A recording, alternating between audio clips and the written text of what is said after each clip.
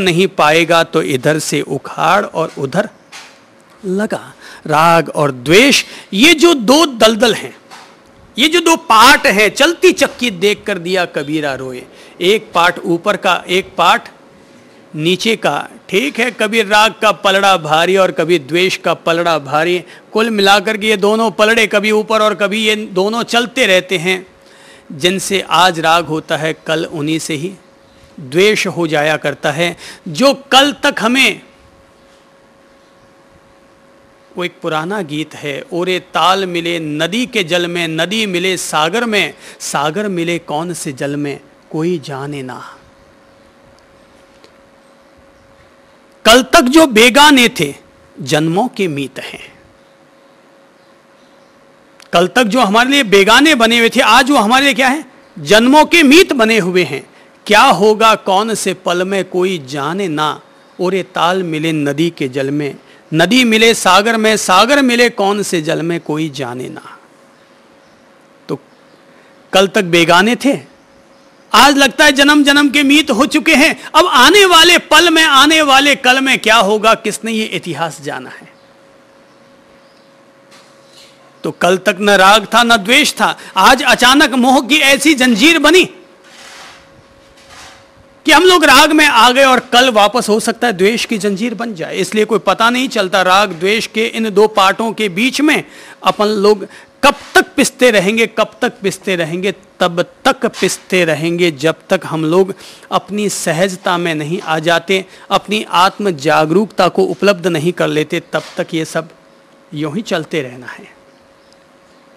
एक पत्नी ने अपने पति से कहा, एक पत्नी ने अपने पति से कहा, अरे क्या बाजार से सामान खरीद कर लाए हो, सारी सब्जियां सड़ियल, टमाटर सड़ियल, आलू सड़ियल, प्याज सड़ियल, हरी मिर्ची तक सड़ियल, क्या तुम सब्जियां उठाकर लाते हो, जब देखो तब हमेशा सड़ियल सब्जियां ही उठाकर लाते हो।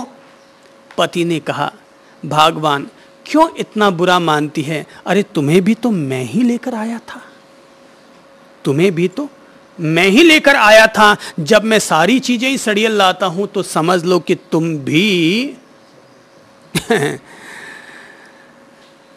राग द्वेष चलते रहते हैं।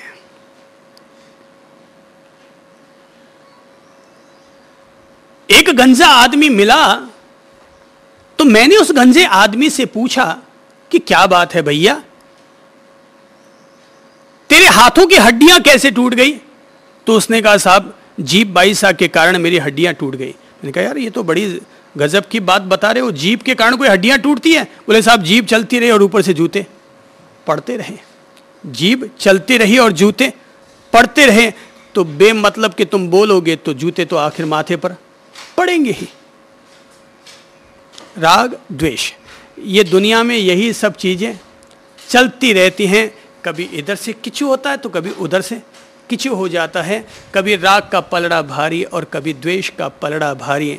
मुझे तो लगता है राग द्वेष को जीने की बजाय एक इंसान की जागरूकता इसी में है, सहजता इसी में है कि व्यक्ति अगर शांति पथ का अनुगामी बनना चाहता है तो सहजता के पथ का अनुयायी बने। और ये याद रखे सहजता का अनुयायी बनने के लिए कि सहज मिले सो दूध सम मांगा, मिले सो पानी, कहे कबीर वह रक्त सम के जामे खींचा ताणी। सहजता से जो हो जाए वो ठीक, ज्यादा खींचतान करनी पड़ती हो छोड़ दो।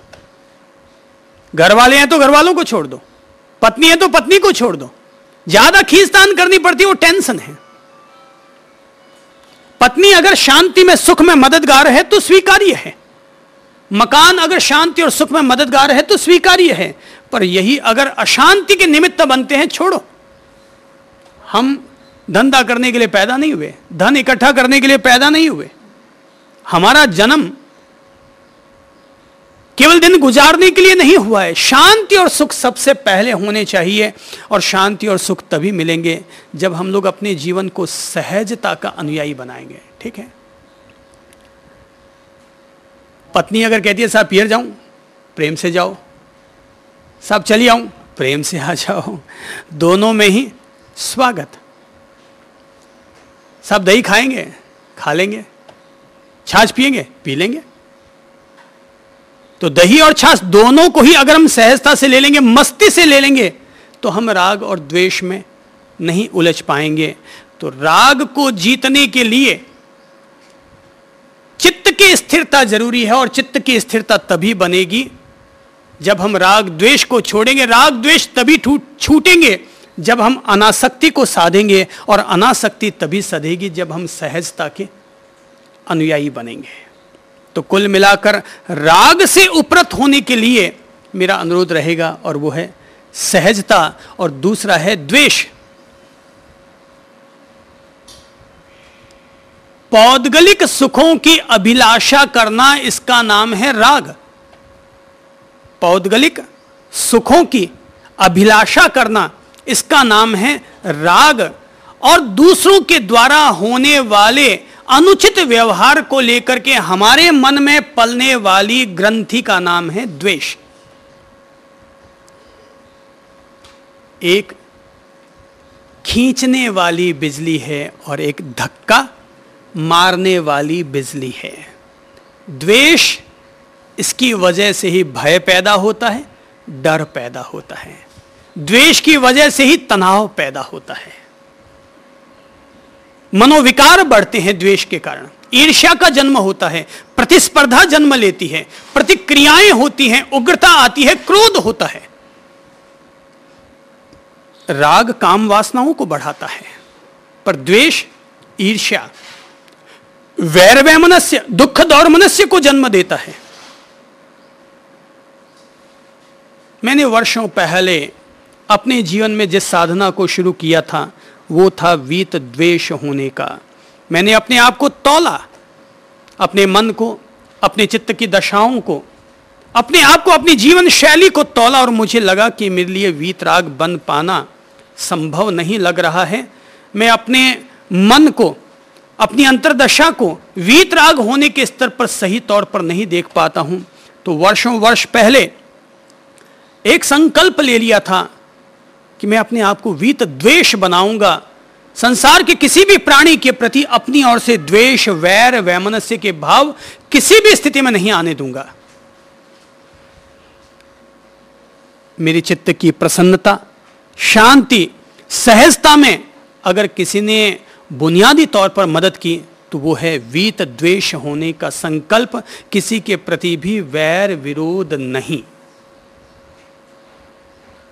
भगवान श्री महावीर ने एक बहुत महत्वपूर्ण सूत्र दिया है, और वो है खामे मी सव्व जीवे सव्वे जीवा खमंतु में मित्ति में सव्व भुवेसु वेरम मध्यम न केणई। खामे मी सव्व जीवे, बहुत अमृत सूत्र है ये। द्वेष भाव को सदा सदा के लिए मिटाने के लिए ये बड़ा अमृत सूत्र है। खामे मी सव्व जीवे, मैं सभी जीवों को क्षमा करता हूं। सव्वे जीवा खमंतु में, संसार के सारे प्राणी मुझे भी क्षमा करें। मित्ति में सब भूएसु, मैं संसार के समस्त प्राणियों का मित्र हूं। अपने आप को विश्व मित्र बना लो। मैं संसार के समस्त प्राणियों का मित्र हूं।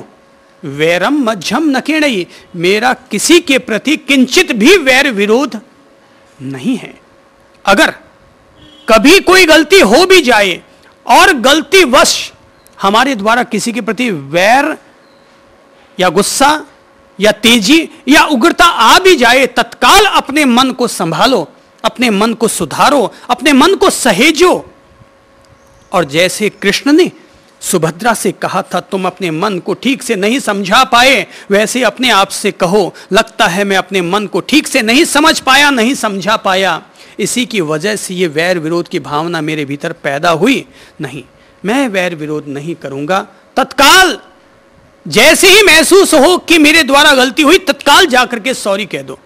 इंतजार ही मत करो कि कब सामने वाला मेरी आरती उतारे और कब वो मुझे भाव दे और थोड़ा वो झुके तो मैं भी जाकर के सॉरी कहूं। नहीं, महत्व तुम्हारा है, क्योंकि वीत द्वेष होने का संकल्प तुमने लिया है, न कि अगले ने लिया है। इसलिए हमारे द्वारा गलती हो जाए तो प्यार से अपनी गलती को स्वीकारते हो, उसमें भी टौंटबाजी नहीं। गलती मांगो तो उसमें टौंटबाजी नहीं, उपहास नहीं, गलती भी मानो। तो लगना चाहिए कि आपको हकीकत में फीलिंग हुई है कि मेरे द्वारा गलती हुई, तो जाएं, क्षमावणी कर लें। एक बहुत अच्छा पर्व है जो कहलाता है संवत्सरी पर्व। इस दिन इस देश के लाखों करोड़ों लोग आपस में एक दूसरे से क्षमावणी करते हैं। क्षमावणी अर्थात अपनी ओर से 4 कदम आगे बढ़कर के साल भर में हमारे द्वारा जिसके प्रति भी किंचित भी वैर विरोध हुआ, जाने अनजाने में किसी के भी दिल को ठेस लगी, तो उसके करीब जाकर के क्षमावणी कर ली, क्षमा प्रार्थना कर ली कि हे भद्र, मेरे द्वारा गत वर्ष में जाने अनजाने कोई भी गलती हो गई हो, गलत वाणी का उपयोग हो गया, गलत व्यवहार या कर्म हो गया हो, या आपके प्रति मन से भी गलत चिंतन हो गया हो, तो मैं उसके लिए करबद्ध होकर सरल हृदय से आपसे क्षमा प्रार्थना करता हूं। जो व्यक्ति 15 दिन में एक दफा समस्त जीवों से क्षमा प्रार्थना कर लेता है, वह व्यक्ति भव्य जीव कहलाता है।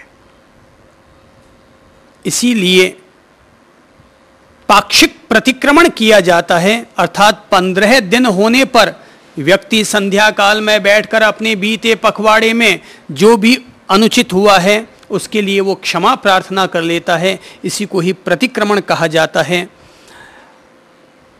व्यक्ति को चाहिए कि एक पखवाड़े में वह क्षमा प्रार्थना अवश्य कर ले, और अगर पखवाड़े में न कर पाए तो महीना पूरा होने पर कर ले, और महीने में भी न कर पाए तो 4 महीना पूरा हो जाने पर तो अवश्यमेव